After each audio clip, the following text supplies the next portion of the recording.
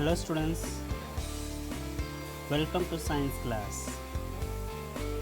Today we are going to deal with the chemistry topic. As you know that we are discussing the development of the atomic theory. So this is the last session regarding this topic. So do you remember what we have discussed in previous sessions? Let me revise you to conclude today's session. In the first, we have discussed about the discovery of electron, which was done by J.J. Thomson through the cathode ray tube experiment. You know that one? I already told you in the previous session how he discovered electron through cathode ray tube experiment or discharge tube experiment, that is by using cathode rays. In the same way, we also discussed about the discovery of proton, which was done by Goldstein. So by using anode rays in the same experiment setup, that is a discharge tube experiment, just by slight change in the setup, that is a whatever the cathode material he has taken perforated aluminium as a cathode electrode. So by doing this experiment, he found anode rays. The discovery of this anode rays, he found proton. After this, we have discussed about the atomic model.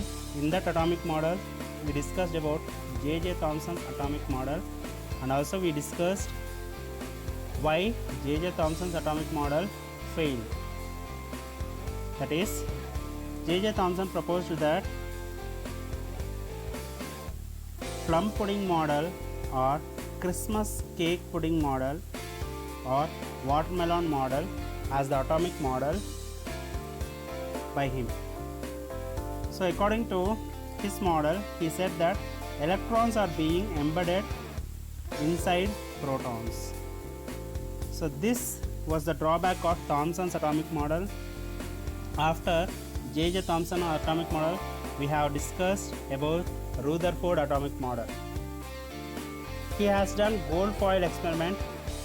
So today I am going to revise once again what is the gold foil experiment, as we are going to have a concept from the gold foil experiment which led to the discovery of a neutron.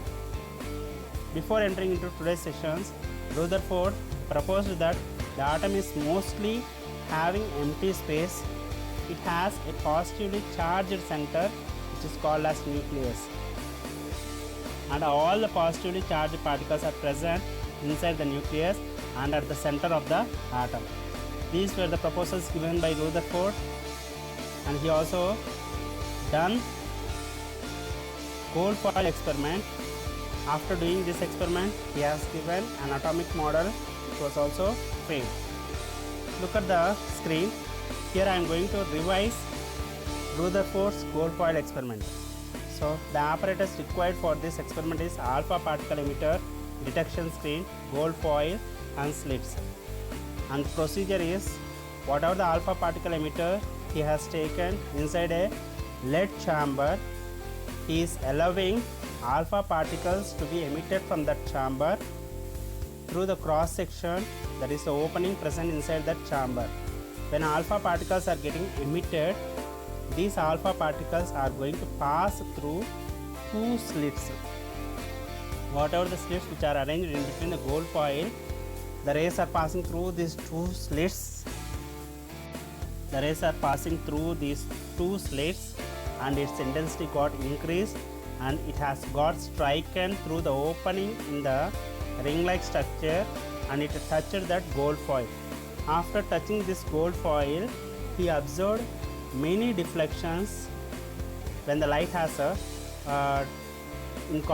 when light came in contact with the gold foil. He observed three different types of rays, that is the deflected rays, undeflected rays, rebounded rays. Depending upon these three rays, he came to the conclusion that some other particles are present at the center. So look at the screen. So whatever the free spaces are there, the light rays are passing straight. Whenever it is going to hit at the center, the light rays are getting deviated and rebounded. Depending upon this concept, as you remember, by taking the example of a cotton ball, he explained how the rays are getting deflected. In the previous session I told about this topic. This concept gave new idea to the Rutherford that protons are present at the center and not in the complete atom, which was said by J.J. Thomson. So according to Rutherford, all the electrons are revolving around the protons and protons are completely concentrated at the center. After his proposals, that is Rutherford's proposals, another scientist has done some experiments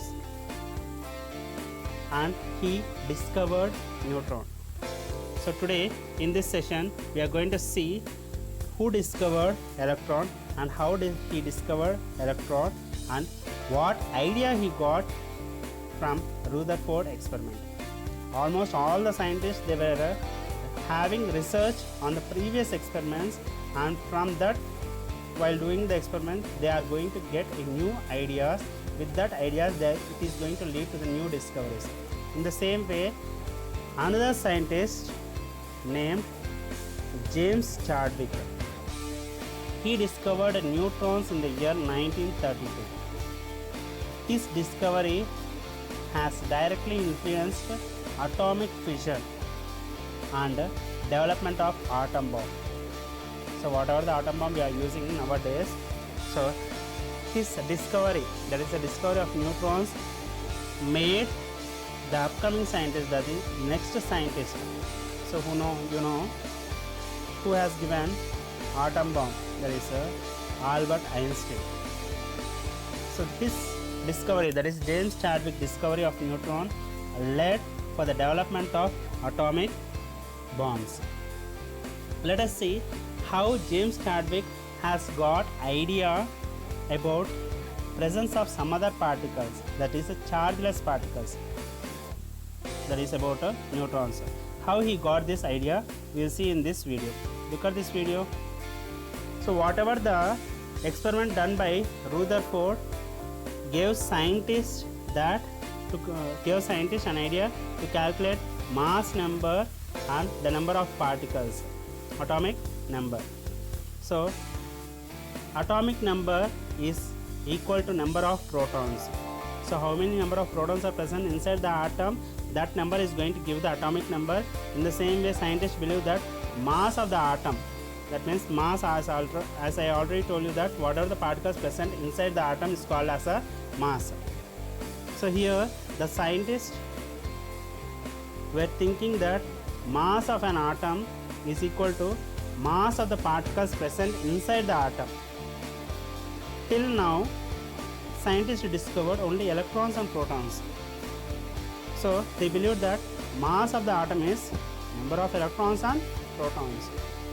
They thought this thing and they started finding the mass of each and every atom.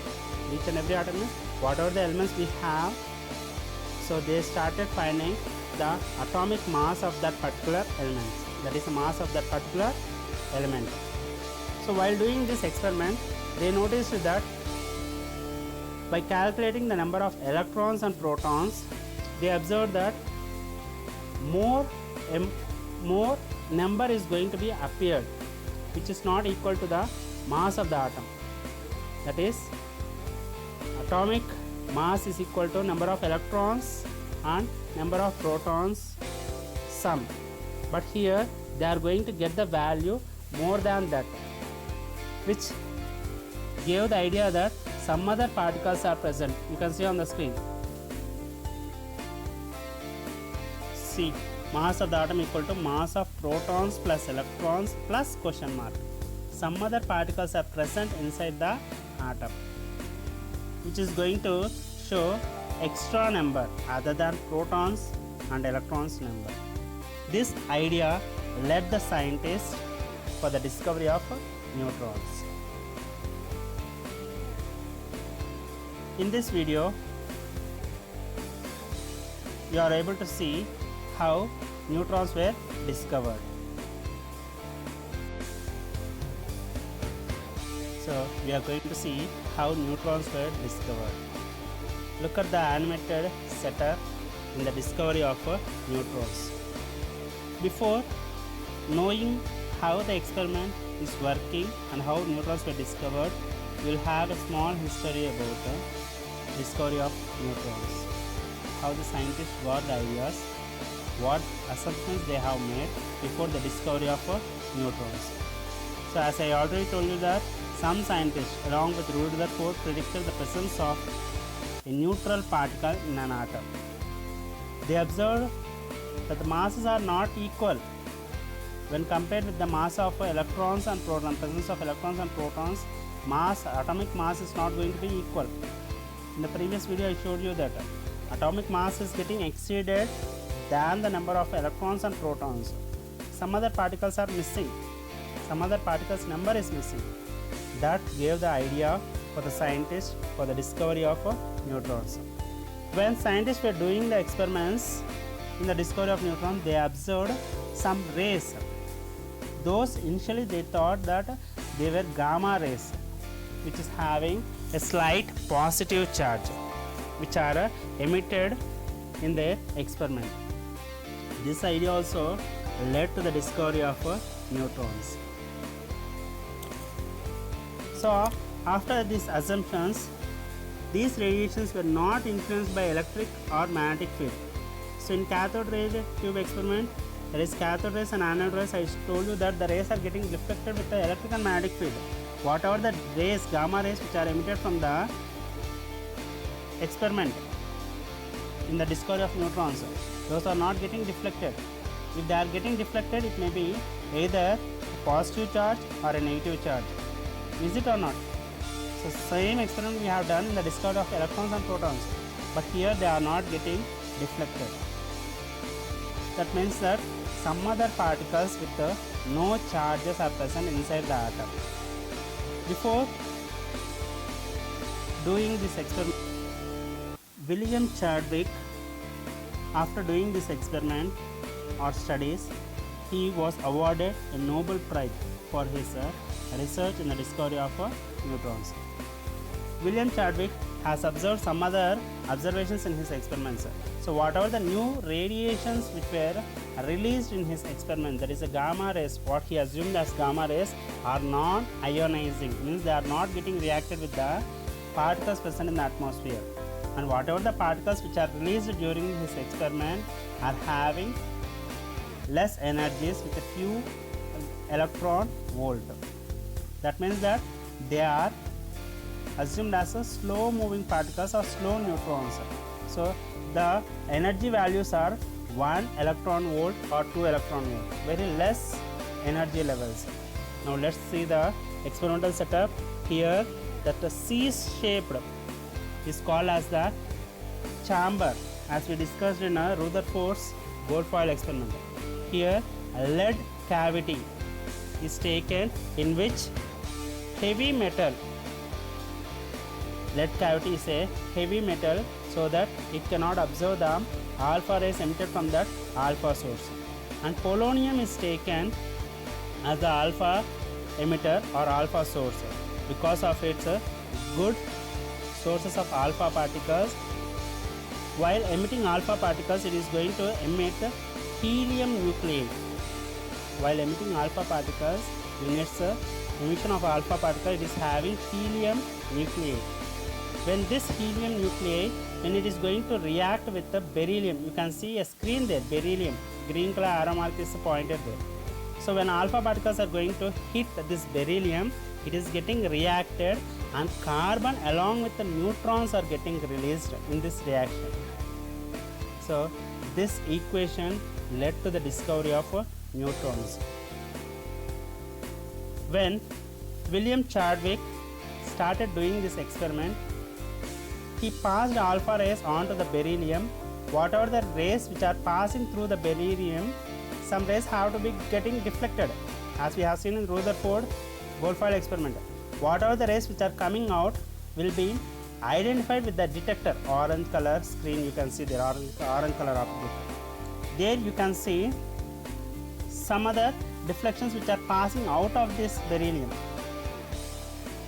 So William Chadwick, when he passed alpha sources onto beryllium, some other charged particles which are passing through this beryllium have to be detected by this detector. He thought that whatever the rays which are getting detected will be neutrons. So if they are neutrons, they cannot be identified, but we can see here some light blue color particles. In the animation I am able to see light blue color particles which are going to hit the orange color particle. Is it or not? So it cannot be, it should not be seen. What is should not be seen? Neutrons cannot be seen, but here we are able to see. That means they are not neutrons. So what he has done, he has arranged some other thing in between beryllium and detector, that is paraffin. Instead of paraffin you can take a small paper also. So what is going to happen when alpha sources or alpha rays or alpha particles are emitted from the alpha source, it will be passing through the beryllium first, and later it will be passing through paraffin, and finally it will be detected by the detector. William Chadwick has assumed this one. Here whatever the light blue color particles which are coming out of the beryllium sheet is colliding with the paraffin, and after this collision he can observe some other particles moving out of this paraffin, which will be noticed with the detector, orange color detector. See yellow color, you can see yellow color particles in the animation they are showing. So these yellow color particles are being observed. So detector is going to identify positive charge particles, and negative charge particles are purple color particles. And what are these particles in between this electrons and protons, that is light blue color particles? Those are called as neutrons, the chargeless particles. Those are called as neutrons. In this way, William Chadwick has discovered the presence of neutrons through beryllium and polonium using in his experiment. So this discovery, as I already told you, that this discovery has led to the discovery of a nuclear fission and invention of a atom bomb. Let's see what is nuclear fission. So nuclear fission, which will be taking place in a nuclear reactors where you can generate electricity. So to old students I told you that electricity generated from either coal, by using coal, that is thermal, by using water, hydel. Along with these two things, tidal and windmills. After this, nuclear reactors. In nuclear reactors also we are able to generate electricity. How it is done? Look at the screen. So you can see the equation. That is, first look at the setup. Same setup. When alpha particles are hitting some green color plate, so that one is uranium.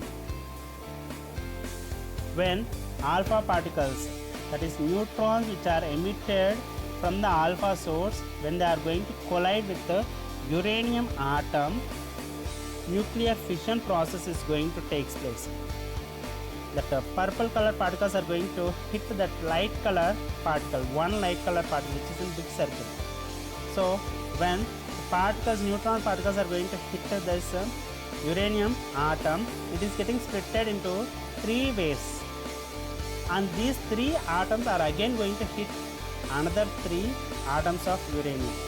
In this way, this process continues till high amount of heat energies are released during this process. Is it or not? So one atom is going to emit a high amount of heat. If the collision takes place between innumerable number of atoms, lot of heat will be released. As heat is the main source in the generation of electricity, here we are making nuclear fission process to liberate high amount of heat energy. So the discovery of a neutron has led scientists nuclear fission process, which we are using in the generation of electricity nowadays. After the discovery of a neutron, scientists were thinking about the model of an atom. You know already, we have discussed about J.J. Thomson's atomic model as well as a Rutherford atomic model.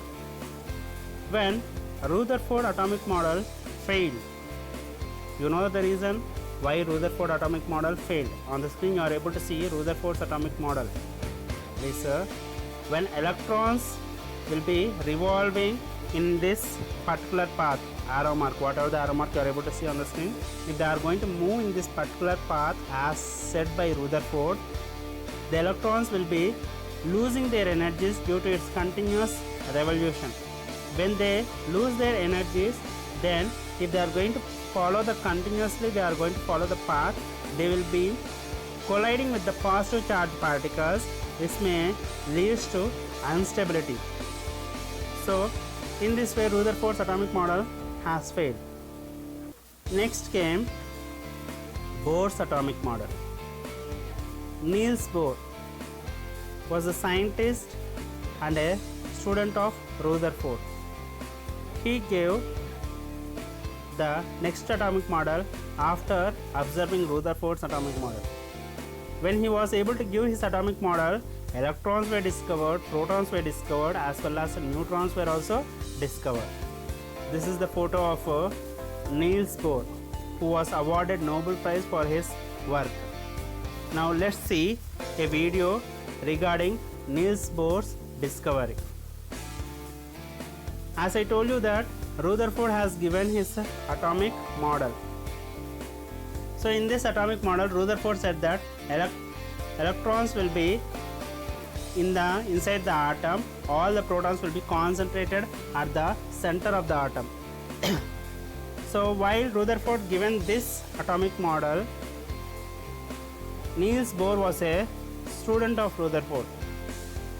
He was not satisfied with Rutherford's atomic model, as he got the doubt that when electrons starts continuously revolving around the positive charge particles, they start losing their energies, as I told you previously. Then if they are going to follow the continuous path in this way, they will be losing their energies and they will be colliding with the positive charge particles which are present at the center. And what is going to happen? Collision may take place, which is going to lead the instability of the atom. So this idea, when it was proposed to Rutherford, Rutherford appreciated Niels Bohr and helped him in giving the new atomic model, and Bohr has given his atomic model in the year 1913. In his atomic model, he represented all the electrons revolving in circular orbits around the nucleus, in definite orbits. These orbits are having energies depending upon their sizes. That means the orbit which is near to the nucleus is having less energies, and the orbit which is away from the nucleus is having more energy. So, and coming to electrons, whatever the electron which is near to the nucleus is having more force from the nuclei, and the electron which is away from the nuclei will be having less force from the nuclei. When an electron wants to be moved from one orbit to the other orbit, energy emission or absorption takes place. That means if it wants to be moved from an orbit which is near to the nuclei to the last orbit, energy will be liberated. That is, electrons orbit the nucleus in certain fixed orbit that have a fixed amount of energies. He has given the model like this. The orbit which is near to the nucleus is named as K shell or K orbit. The orbit which is next to the K shell is called as L and M and N and so on. So In his conclusion, he said that the orbit which is near to the nucleus will be having less energies. Look at the screen. The orbit which is near to the nucleus is having lowest energies. The orbit which is far away from the nucleus will be having higher energy. He said this one depending upon the size. If the size is smaller, less energy is going to be having for that particular orbit. If the size is bigger, it is having more amount of energies.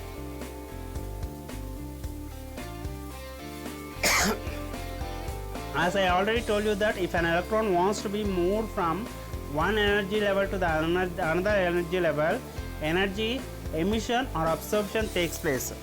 So if it want to be moved from a inner shell to the outer shell, energy will be liberated. If it want to move from a outer shell to the inner shell, energy will be absorbed. That is, energy is absorbed or emitted when an electron moves from one orbit to the another orbit. This is also one of the proposals given by Niels Bohr in his atomic model.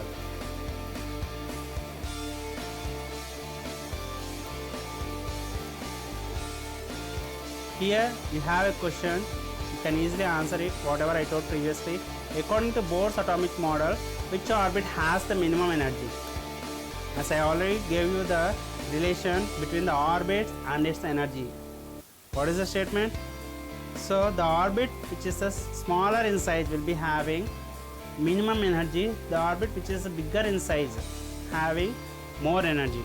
Then what will be the answer for this one? Which is smaller? K shell. That is, the orbit with the smaller size is having minimum energy. So look at the screen. Rutherford's atomic model was not able to explain the stability of the atom. Why? When an electron is going to lose its energy and it is going to revolve, it is going to have a collision with the positive charged particles at the nucleus. But Bohr's atomic model has given clear intimation regarding the stability of the atom. So only when energy loss is going to take place, then only electron is going to lose their charge and it is going to fall in the nucleus. After losing its energy, it is not going to react. Is it or not? So this is the Bohr's atomic model. So before joining as a student to Rutherford, Bohr has submitted his proposals to J.J. Thomson, which he has not at all accepted. But he has not got discouraged. He has created his own atomic model. As you know that J.J. Thomson's atomic model was not accepted due to a lot of demerits. And now we are using Niels Bohr atomic model. So from this we can have a moral. So scientists may be rejected in their proposals, but they never stop in their research. Is it or not? This is about our session. Let's have a review what we have discussed till now in the previous session and today's session. So today we have discussed about the discovery of a neutron, which was done by William Chadwick.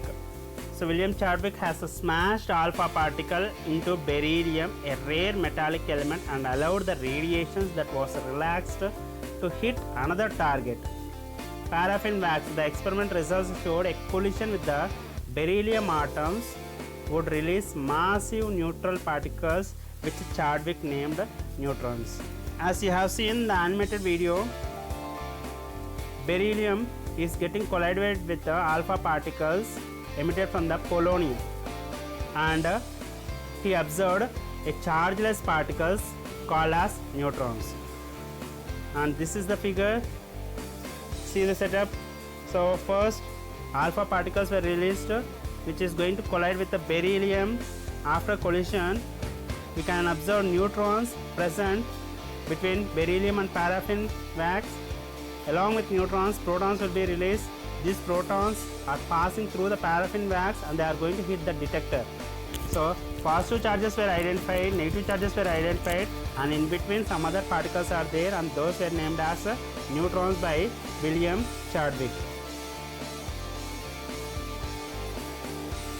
And the discovery of a neutron.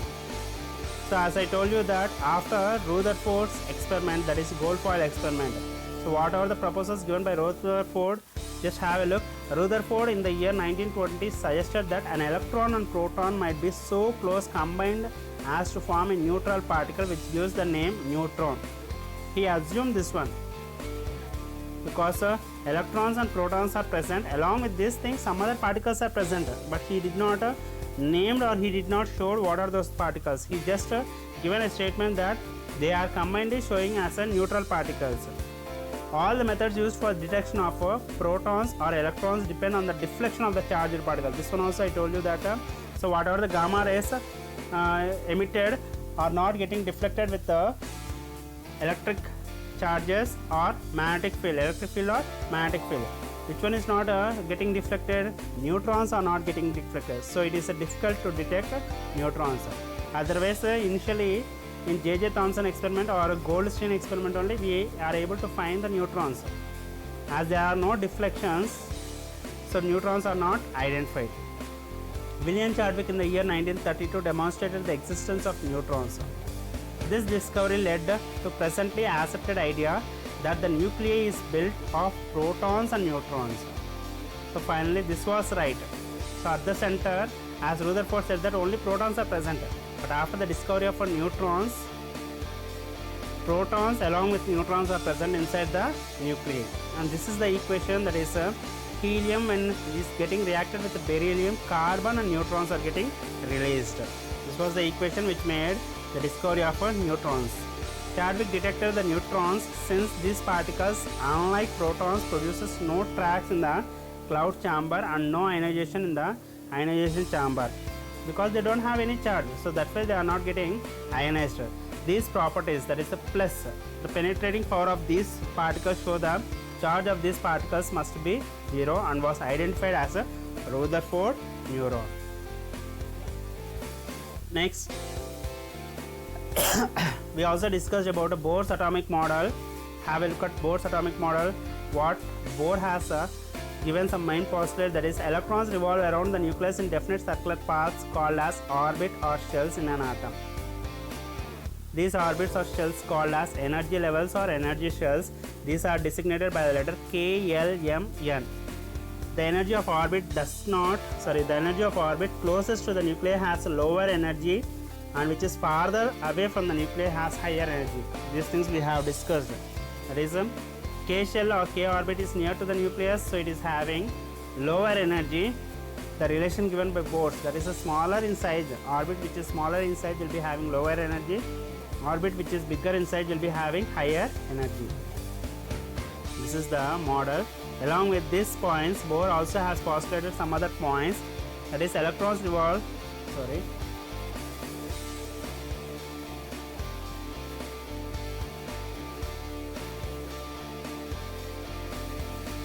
still some other points, that is electrons orbit the nucleus like planets orbit the sun. He has given a relation of a atomic model with the solar system.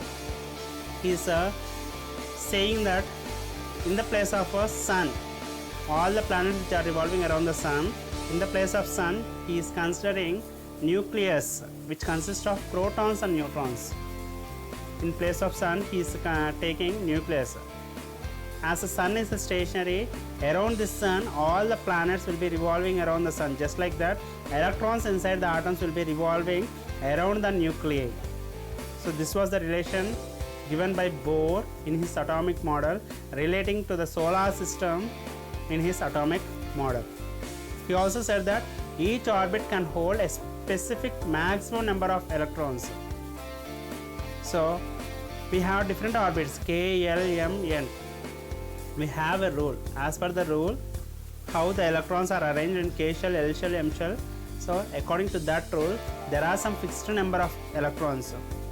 All the atoms consist of the same number of electrons in its shells. That is K shell, it should have some prescribed number of electrons. This one we will see in the next sessions. Each orbit can hold a specific maximum number of electrons. This was the postulates given by Niels Bohr in his atomic model. He also have given, here you can see an example. K 1939.10, and potassium consists of 19 protons at the center, 20 neutrons at the center, and it consists of some electrons which are revolving around the nucleus. So this is about the Niels Bohr's atomic model as well as the discovery of neutrons. So with this we have finished how the development of atomic theory which has taken place in the discovery of electrons, protons and neutrons. Along with these three discoveries, we also have seen what are the atomic models which was proposed by J.J. Thomson, Rutherford, and what are the defects in those two models, and how these two models defects were rectified in Niels Bohr's model we have seen. Hope you all have understood today's sessions. See you in the next class. Thank you.